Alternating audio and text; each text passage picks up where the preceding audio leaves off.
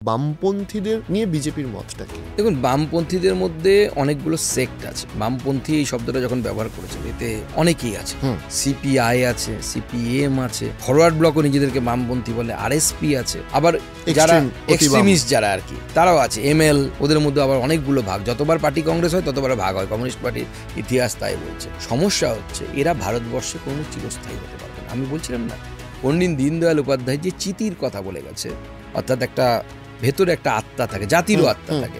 এই কমিউনিজম যেটা হচ্ছে ভারতবর্ষের সেই যে ইন্টারনাল ডিএনএ, যেটাকে বলি আমরা, যদি ইন্টারনাল সমাজের একটা ডিএনএ বলি, তার একদম অন্য ধরনের। কমিউনিস্টদেরকে এই দেশের মানুষ বারবার প্রত্যাখ্যান করেছে এবং ভবিষ্যতেও করবে। এখানে একটা লম্বা টার্ম থেকেছে, কারণ বাঙালি সেই সময় কোনো একটা কারণে, এবং এটাও গবেষণার বিষয় যে কারা করেছে, বাঙালির যত কমিউনিস্ট নেতা তারা কিন্তু সবাই ওপার বাংলা থেকে, অর্থাৎ পূর্ব পাকিস্তান থেকে পালিয়ে আসা নেতা।